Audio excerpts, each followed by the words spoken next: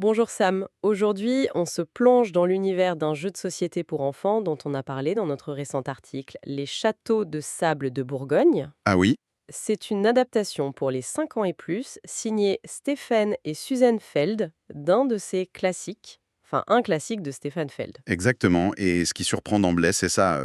Feld, qu'on connaît pour des jeux bien plus complexes, qui se lance dans le jeu enfant. C'est ça, du coup dans notre article on a voulu décortiquer un peu ce que ça propose vraiment et pourquoi ça a retenu notre attention. Oui, et l'intérêt de l'analyse qu'on a menée, c'est de voir cet équilibre, hein. Comment rendre ça accessible dès 5 ans, tout en gardant une petite touche stratégique. La question, en fait, c'est est-ce que c'est juste une version simplifiée à l'extrême ou est-ce que c'est une vraie initiation, mais bien pensée? Tout à fait. D'ailleurs, la note qu'on lui a attribuée dans l'article, 4 étoiles sur 5, montre déjà qu'on penche plutôt vers la seconde option. C'est un bon point de départ. Alors, allons-y. L'univers du jeu, c'est le festival de la Reine Crabe, Oui, en Bourgogne, mais version plage. C'est assez décalé, coloré. c'est ça qui est drôle. Ce côté un peu absurde, ça fonctionne bien, je trouve. Et comme on le disait dans l'article, le matériel est vraiment sympa, très immersif pour les petits. Côté règles, c'est assez direct. On lance des dés de couleur, Mhm. et avec un dé, on a le choix entre deux actions principales, fouille ou livraison. Classique, mais efficace. Alors, la fouille, c'est simple, on soulève un château de sable de la couleur du dé. On regarde la décoration cachée dessous. Et là, petit aspect mémoire, si on ne l'apprend pas tout de suite. Exactement, faut essayer de retenir où elle est pour plus tard. Ça, c'est malin. Oui, ça introduit une petite dimension tactique simple, mais adaptée à l'âge. Et l'autre action, la livraison, c'est pour quand on a déjà récupéré des décorations.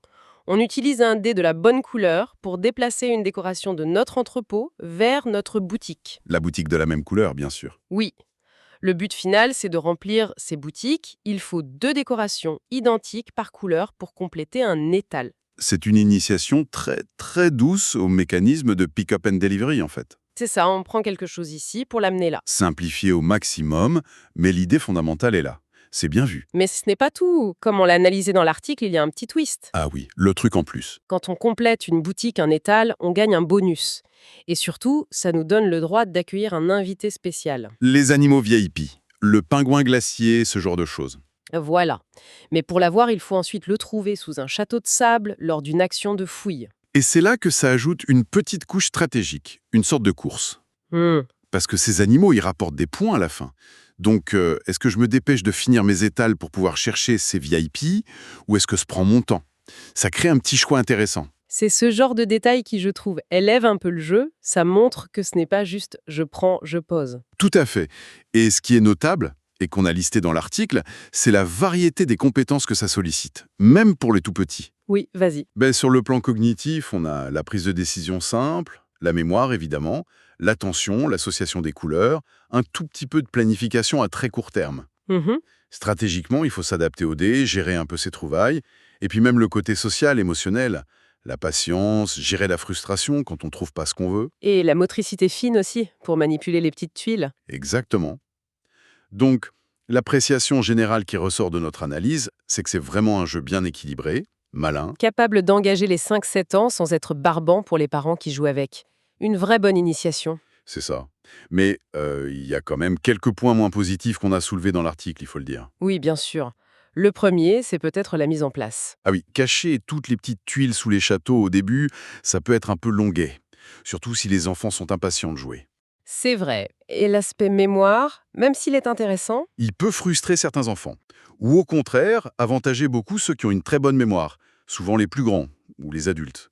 Ça peut déséquilibrer un peu. hmm, Et puis, dernier point peut-être, pour des enfants un peu plus âgés, disons 8 ans et plus, ou des joueurs déjà un peu experts. ça peut devenir répétitif. Voilà, il y a un petit risque de répétitivité après quelques parties.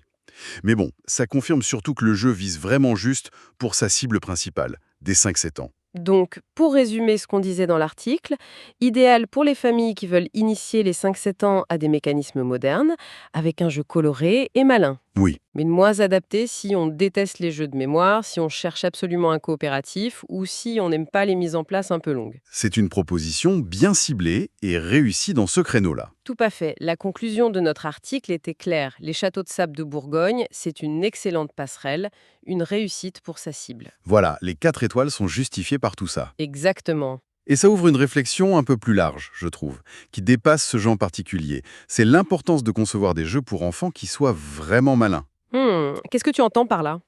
Des jeux comme celui-ci qui arrivent à introduire des concepts un peu plus complexes, des mécanismes de jeu modernes, mais de façon ludique, adaptée, sans tomber dans le simplisme total. D'accord. Et on peut se demander, au fond, comment ces premières expériences de jeu intelligentes, comment elles façonnent les futurs joueurs. Est-ce que ça leur donne le goût de chercher plus loin plus tard? C'est une question intéressante.